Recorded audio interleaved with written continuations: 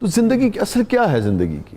شاہ صاحب زندگی کا سب سے بڑا المیہ زندگی ملنے کے بعد جب پتہ لگتا ہے زندگی کیا ہے تو وہ بچی نہیں ہوتی. اللہ اکبر. یہ بڑی دیر ہو چکی ہوتی ہے. خوش قسمتی یہ ہوتی ہے کہ آپ کے پاس زندگی بھی ہے اور یہ شعور بھی ہے کہ یہ زندگی ہے. عموماً بڑا وقت گزرنے کے بعد یہ شعور آتا ہے. وقت تھوڑا ہوتا ہے پھر آپ کے پاس. کس وقت تک ایوریج یا زیادہ تر کس عمر میں آپ کو یہ شعور آنا شروع ہوتا ہے؟ دیکھیے پہلے تو عمر کی ڈیفینیشن ہی بڑی غلط ہے. اگر کوئی پوچھے آپ سے کہ وسیع شاہ صاحب کی عمر کتنی ہے, قاسم علی شاہ کی عمر کتنی ہے, تو ہم وہ بتائیں گے جو بیت چکا ہے وقت. ٹھیک. اصل عمر وہ ہے جو بچی ہوئی ہے, وہ پتہ ہی نہیں ہے. انسرٹنٹی دیکھیے کہ آپ کو کل کا پتہ ہی نہیں ہے, اگلے لمحے نہیں پتا. اور ہم سب جو دوست بیٹھے ہم سب کی زندگیوں میں 2-4 ایسی کہانیاں ضرور ہوں گی. کل تو ملا تھا, کل تو بیٹھا چائے پی رہا تھا, راتی میں ملے 2 گھنٹے پہلے تو گل کر رہا سی, وہ ایک ہی ہو گیا.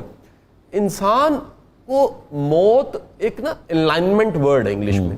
الائنمنٹ عموماً کسی چیز کو سیدھا کرنے کے لیے ہوتی ہے.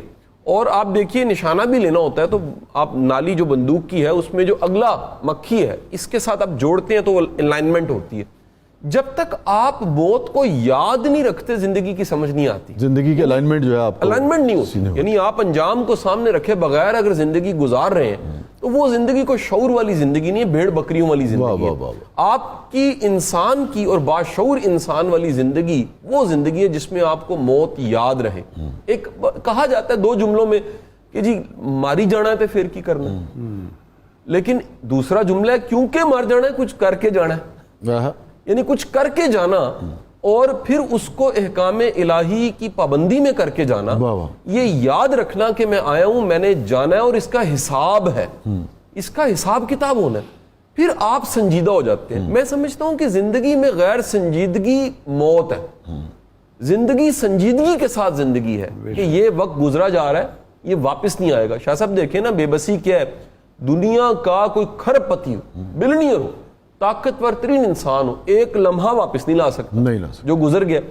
جو گزر رہا ہے اور جو آنے والا وقت ہے اس کو اس سنجیدگی سے لینا, یہ دوبارہ نہیں آنا. اسی لیے تو کہا جاتا ہے کوئی کسی پہ سب سے بڑا احسان کر سکتا ہے تو وہ وقت دے سکتا ہے, کیونکہ وہ واپس نہیں آ سکتا. تو آپ زندگی کو سنجیدہ کرنے کے لیے مفتی صاحب یہاں بیٹھے, میں ہمیشہ اس سند لینے کے لیے اپنے حوالوں کے پاس جاتا ہوں, پاس بیٹھے, کہ جنازے کا جو ثواب ہے کسی کے جنازہ پڑھنے کا وہ بھی دراصل اس سنجیدگی کو پیدا کرنے کے لیے ہے کہ آپ نے بھی جانا ہے. جس کو آپ قبر میں اتار رہے ہیں, یاد رکھیے آپ کی بھی باری آنی ہے, آپ نے دنیا سے جانا ہے. آنکھوں کی بینائی کو سمجھتے ہیں بینائی ہے, یہ بینائی نہیں ہے. دل کی جو بینائی ہے, دل کا روشن ہونا, اور دل کے روشنی کا مطلب یہ ہے کہ آپ کی آنکھ جو دیکھتی ہے جمع کی ہے, شاید وہ جمع کیا آپ نے استعمال نہ کرنا ہو. شاہ صاحب میں نے ایک پراپرٹی خریدی, میں حیران کہ اس پراپرٹی سے 2 3 4 5 8 قدم پہ قبرستان ہے. جس سے میں نے خریدی اس کچھ ہی عرصے کے بعد اس قبرستان میں دفن ہو گیا. میں نے پتا کیا کہ اس گھر میں وہ کتنا عرصہ رہا, پتہ لگا 24 سال رہا. میں نے کہا وہ روز اپنی قبر کے پاس سے گزر کے جاتا تھا, اسے پتا نہیں تھا میں انڈے ڈبل روٹی بچے چھوڑتا ہوں, ان کو جوان کر رہا ہوں, اکٹھا کرتا جا رہا ہوں, ضربے دیتا جا رہا ہوں, پٹرول پمپ خریدتا جا رہا ہوں.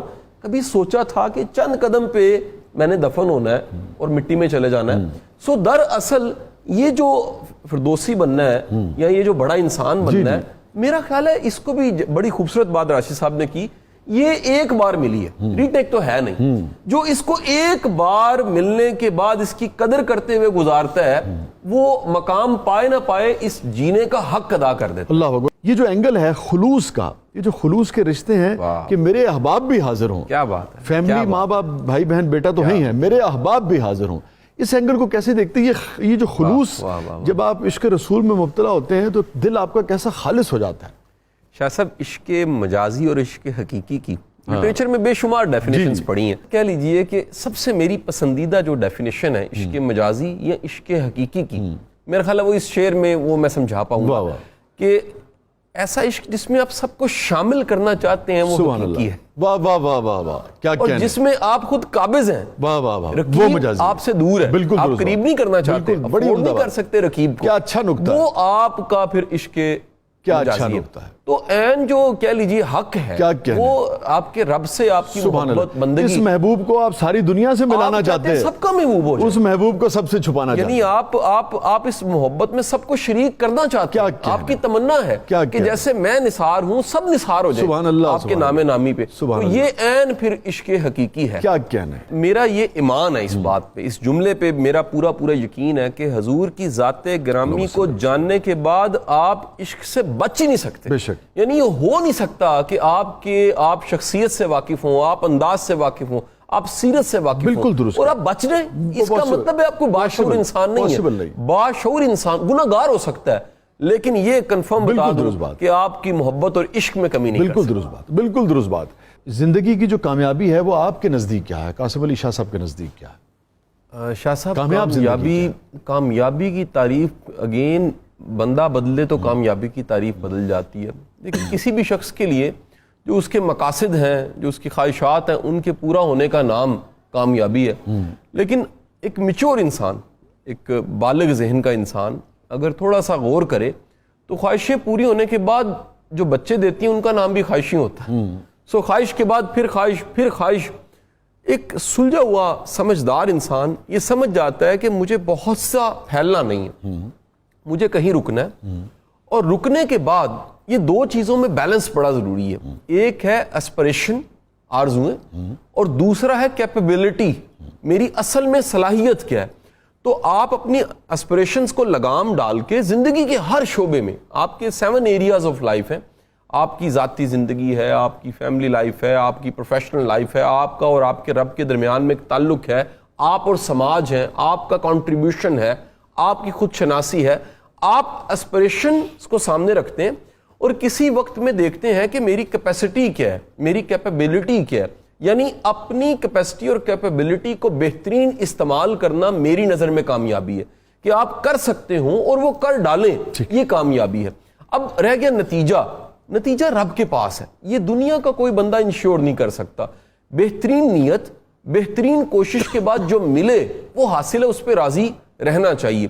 سو عموماً دیکھا گیا ہے کہ وہ لوگ جن کو ہم ناکام کہتے ہیں وہ کمپیریٹیو ہوتا ہے. یہ کسی کے پاس گاڑی نہیں ہے, جس کے پاس ہے وہ کہے گا شاید یہ ناکام ہے. دیکھنا یہ پڑتا ہے کہ کسی بھی شخص کے پاس اطمینان قلب کتنا, وہ خوش کتنا ہے. شاہ صاحب کوئی بھی اچیومنٹ جو آپ نے کہا کہ کامیابی تو مل گئی لیکن اندر خوشی نہیں ہے, یہ بڑا کامن ہے. اور یہ مڈل ایج میں کہیں نہ کہیں اس کو مڈل ایج کرائسس بھی کہا جاتا ہے کہ ہم 40-45 کی عمر میں آ کے دیکھتے ہیں کہ جو کبھی خواب تھا, وہ کمپٹیشن کا ایگزام ہو سکتا ہے, وہ بزنس چلانا ہو سکتا ہے, نوکری کا حصول ہو سکتا ہے, اتنا بڑا گھر بنانا ہو سکتا ہے, یہ گاڑی اگر آ جائے.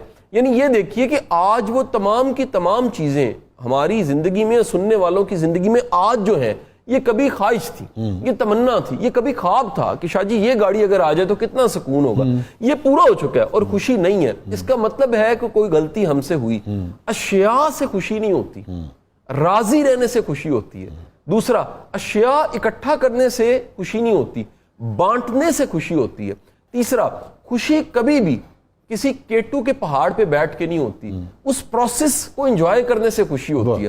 انہوں نے ڈھونڈا, تلاش کیا اور یہ کویسچنرز فلاٹ کیے دنیا کے بڑے بڑے اچیورز کے پاس کہ اگر آپ کو ہیلی کاپٹر سے اٹھا کے ماؤنٹ ایورسٹ پہ بٹھا دیا جائے آپ خوش ہوں گے؟ انہوں نے کہا نہیں, یہ جو سٹرگل ہے, یہ جو کوشش ہے, یہ جو گرنا ہے, یہ جو تگودو کرنا ہے, اس میں جو مزہ ہے یہ ڈائریکٹ ہیلی کاپٹر سے کیٹو پہ بیٹھنے کا. تو ہم جو بعض اوقات دعا کرتے ہیں تو یہ تو بددعا ہے نا کہ میری یہاں نسلاں بہ کے کھان.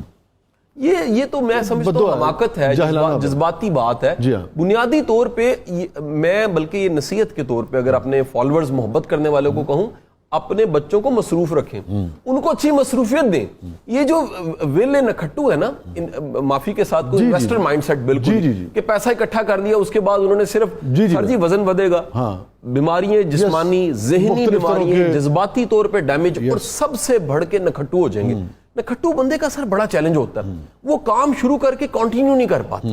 بڑے لوگ ایسے ہیں, یہ ویسے ایک موضوع یہ بھی بنتا ہے کہ ایک مردوں کی ایک قسم ہے سر جو نوکری نہیں کر سکتے, جو کام نہیں کر سکتے, انہیں کام ملے بھی وہ کنٹینیو نہیں کرتے, وہ درمیان میں چھوڑ دیتے ہیں اور کوئی جواز بناتے ہیں کہ جی باس کے ساتھ میری نہیں بنی, وہاں ماحول ٹھیک نہیں ہے, گالی گلوچ ہے, کوئی نہ کوئی وہ الزام بنا کے وہاں سے بھاگ جاتے ہیں, حالانکہ چھوٹے کام ہی بڑے کام ہوتے ہیں. یعنی میں شاہ جی کہوں کہ کسی زمانے میں اگین ایک چھوٹا سا واقعہ یاد آتا ہے. میں زمانے طالب علمی میں کہیں پر کنسٹرکشن ہمارے گھر کی ہو رہی تھی کوئی, تو میں نے دیکھا کہ ایک جو مستری تھا اس میں بڑا نخرا تھا. تو کسی نے کہا کہ یہ تم تھوڑی سی ہیلپ کرو, اس نے کہا یہ مزدور دا کام ہے. 10-12 سالوں بعد میں نے دیکھا وہ مستری کا مستری تھا, لیکن کئی مزدور مستری سے ٹھیکیدار بن چکے تھے. یعنی جس کو چھوٹے کام میں شرم ہے وہ کبھی عروج حاصل نہیں کر سکتا. ہمیں زندگی میں تھوڑا سا بے شرم ہو کے چھوٹے چھوٹے کام کرنے چاہیے. اور بچوں کو بھی, ہم کل بریک میں شاید بات کر رہے تھے کہ ہمارے گھروں میں کوئی جینٹل مین تو اپنے بچوں سے سرو کروا کہ ان کے اندر یہ تھوڑی سی بے باکی آئے اور وہ تھوڑی سی شرم جائے, حجاب ختم ہو کہ اگر وہ سرو کریں گے تو سرو کرنے سے چھوٹے نہیں ہوں گے, بڑے بنیں گے. بالکل ٹھیک بات.